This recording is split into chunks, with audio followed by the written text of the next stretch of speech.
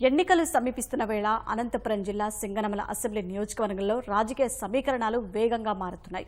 SC reserved నియోజకవర్గమైన సింగనమలలో తెదేపా MLA Yamini బాలపై party అధిష్టానం అసంతృప్తిగా ఉంది.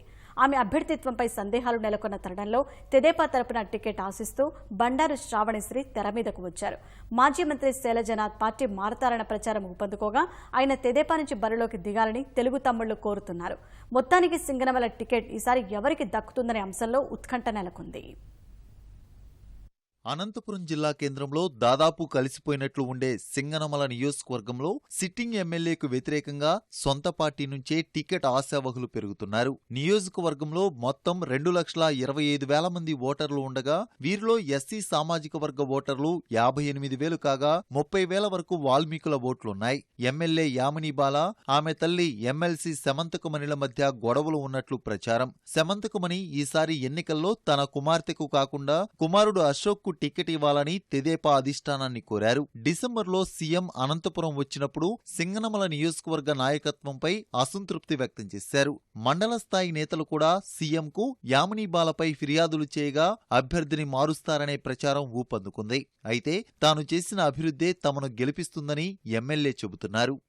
కార్యకర్తలు, పార్టీ క్యాడరు, నాయకులు అందరూ కూడా వెన్నుదన్నుగా కలిసికట్టుగా మేమున్నాం కాబట్టి ఇప్పటికీ కూడా ఉన్నటువంటి క్యాడర్ అయిన తర్వాత అభివృద్ధి సంక్షేమ పథకాలు ఒకవైపు, పార్టీ ఒకవైపు, నాయకులందరూ కూడా సమిష్టి కృషి కాబట్టి తప్పకుండా విజయం సాధిస్తాం. గౌరవ ముఖ్యమంత్రి గారి ఆశీస్సులు మా మీద మెండుగా ఉన్నాయి. తప్పకుండా మరొకసారి మేము సీటు సాధించి గెలుపు తీసుకొస్తామని తెలియజేస్తాము.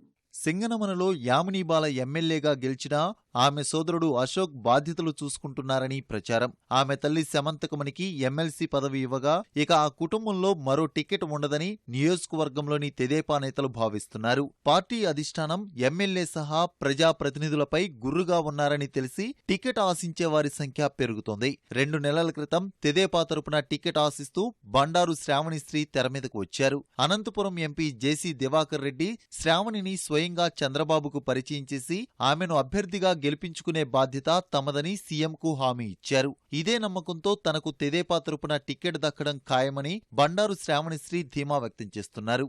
నా పోయింతో నాన్నగారికి టికెట్ వచ్చిపోయింది. ఈసారి నేను ప్రయత్నించి ఇంకా పెద్ద ఎత్తున చేయాలన్న ఉద్దేశంతో వచ్చాను.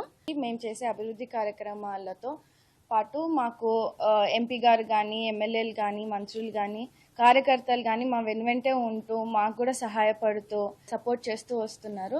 వాళ్ళ బ్లెస్సింగ్స్తో కూడా మేము ముందుకెళ్ళి టికెట్స్ సంపాదించుకునే ప్రయత్నంలో కూడా ఉన్నాము.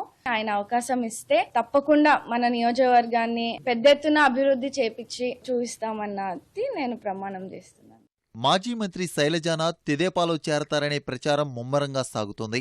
ఆయనకు మంత్రిగా పనిచేసిన అనుభవం ఉండడమే కాక నియోజకవర్గంలో మంచి నేతగా గుర్తింపు ఉంది. ఆయన వస్తే బలం చేకూరుతుందని తెదేపా, వైకాపా శ్రేణులు ఎవరికి వారే అంచనాలు వేసుకుంటున్నారు. శైలజనాథ్ మాత్రం కాంగ్రెస్ నుంచే పోటీ చేస్తానని చెబుతున్నారు. అనంతపురం జిల్లాలో టికెట్ల కేటాయింపులపై ఈ నెల 6న ముఖ్యమంత్రి చంద్రబాబు సమీక్ష నిర్వహించనున్నారు. టికెట్ దక్కించుకునేందుకు యామిని బాల, బండారు శ్రావణి గట్టిగా ప్రయత్నిస్తున్నారు.